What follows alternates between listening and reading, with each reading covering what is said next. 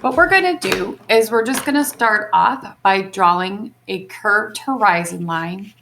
It's about halfway up the paper, a little bit lower is fine, and curve it however you would like. Don't go too crazy with the curve or it'll look unrealistic because you are zooming out on this particular landscape. You're going to draw this line as lightly as you can. I did mine really dark because I wanted to make sure it came up on the video, but draw that line really lightly. Now you're going to be using the side of your pencil. And what you're going to do is make sure the lead is soft, and notice I'm holding my pencil back halfway or beyond. This will allow your pencil to lay flatter. And what you're going to do is very softly, you're going to shade in around clouds that you are forming. So keep in mind atmospheric perspective that you do want things darker at the top and lighter towards the horizon line. And you want to think about size with perspective as well. So your larger clouds will be at the top of your paper, and they're going to get smaller and possibly narrower as they get towards that horizon line. But how your clouds are shaped is completely up to you. But do try to avoid that overused, unrealistic, puffy, curved all over cloud that you see so often in cartoons. A good idea is just, if it's a cloudy day, just use the sky as your resource. If it's not a cloudy day, or it's not the type of clouds you want, you could go to Google Images and find a photograph that has nice clouds in it, and that would help you draw more realistic clouds.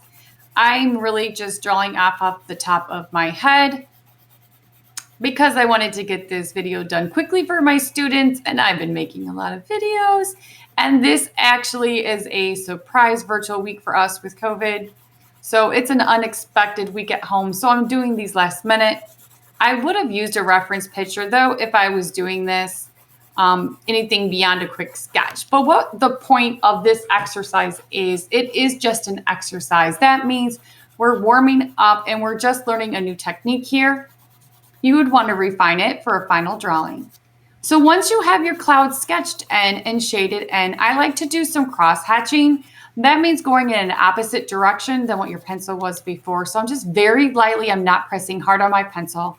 I am just trying to make it so that those horizontal strokes are less obvious by cross hatching. Of course, I could spend a lot of time, but I wanted to do a real-time video. So I'm really doing this very, very quickly.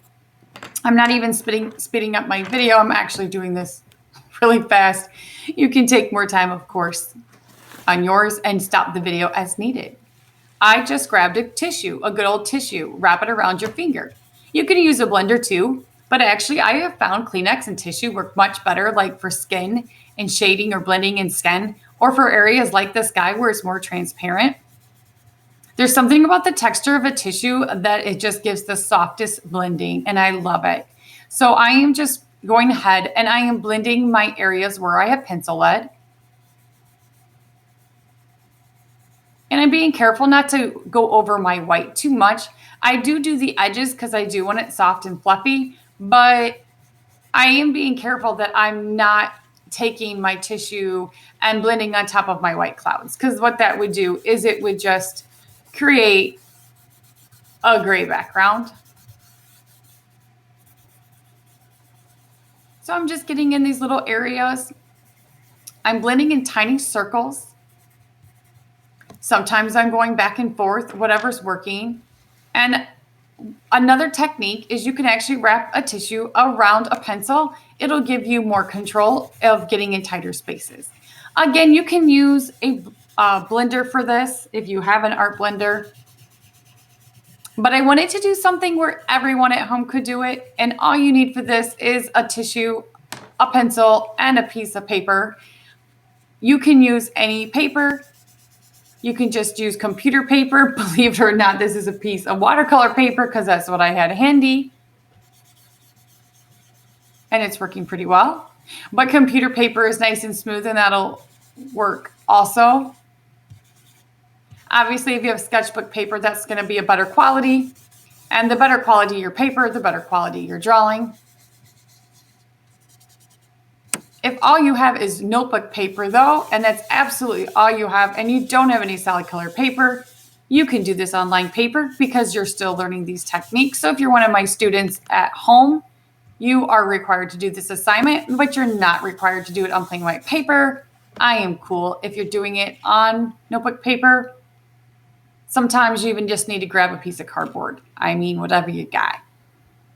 Okay, that's it. Isn't that fun? And it's so easy. And again, you can spend a lot of time on this. You can take the subtractive method when you actually take an eraser.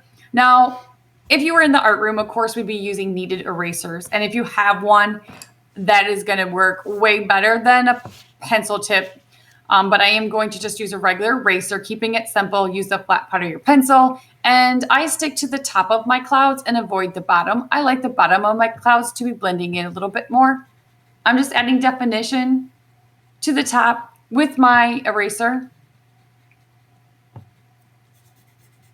It's getting a little light here, but when I get out of the way, you should be able to see what I'm doing. Do be cautious of this step, students. You don't want it to ruin your softness of your clouds, though. So you're sketching as you're doing this. I'm pressing very lightly on my eraser. It'll pick it up right away. If you press too hard, you're just going to get these elementary streaks that are going to actually ruin your sky. So do practice keeping things fluffy. If you don't like what you do, or if you want to soften it, just take your finger. I'm just kind of softening it up a little bit. If you absolutely messed it up, just take your tissue and re-soften it up, though. Easy fixed. I'm doing some very, very light horizontal strokes with my eraser, just to kind of help with the atmospheric perspective by lightening up the bottom of my sky a little bit more. This is an important step because we are doing snow. So this is snow. I don't want to see this weird line on my horizon that just would not be there. So what I'm going to do now is I'm going to erase it up into my shaded sky. This is a great technique for making things look more realistic. You don't want an outline drawing left after you shade. Outline drawings will look like cartoons. It'll look two-dimensional, and we're trying to draw in 3D. Okay, so nice, so easy. Looking at the timer, I think I did that in under 7 minutes. All right, here we go. Now I'm going to show you how to draw like an evergreen or a Christmas tree. I'm going to use a scribble technique. That's right, we're just going to scribble and create a tree at the same time. There's lots of different ways to draw trees. You can spend 2 hours on a tree. You could spend all day drawing a tree, or like me, you can just spend a couple minutes right now on drawing a tree. I'm going to show you a scribble technique that's just really easy and quick. The first thing you're going to do is just draw a vertical line. This will determine the height of your tree, and it gives you a minute to determine placement. So you can put your tree wherever you would like on your page. I'm putting mine more over to the left, and I am just going to start scribbling. As you can tell, using this technique, I am thinking of what an evergreen tree looks like. Again, it would be very, very helpful if you have a reference picture of a tree. If you have one outside your window, that's going to work best for you. You could use this technique.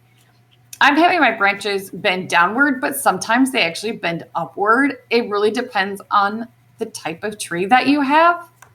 Oop, I got it here. I like the details. I like to fan out those edges, and I like to go back in my drawings and add to them. I'm making sure to leave gaps between my branches. So notice how I'm using almost like a pull down technique method, and I'm making them a little bit larger every time I go to get closer to the ground. I do want to leave gaps, and notice how I'm not keeping it perfectly symmetrical. Trees are symmetrical in theory, but they're less symmetrical than you think. So really look at a tree outside. You'll notice you really couldn't cut it right down vertically as evenly as you think. So it's nice to have gaps in between, and it's also nice to sometimes maybe have a few branches missing. Maybe it's a little off.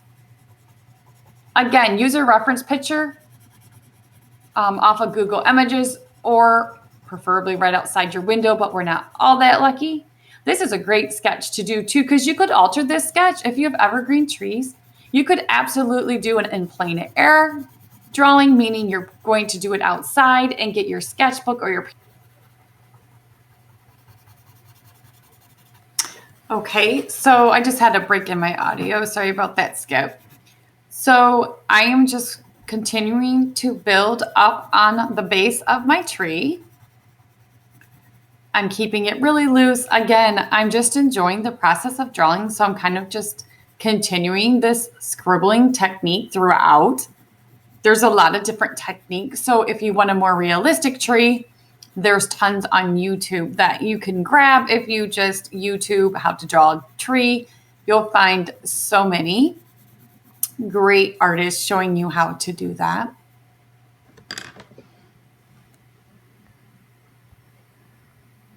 Okay, so I'm just going to zoom out here and I'm going to let a little bit of snow in the front. So if you notice, I kind of sketched a little bit of a mound in the front. Now I'm just taking my blender. If you don't have a blender, a Q-tip will work just great. If you don't have a Q-tip, take a pencil and wrap a tissue around it.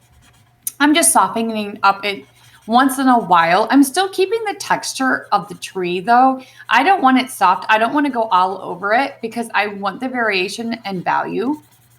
So having different lightnesses and darknesses of my pencil or graphite is really going to give this tree a more 3D effect. Then on the base, I'm just going to take my Kleenex and I'm just going to soften the bottom of it a little bit.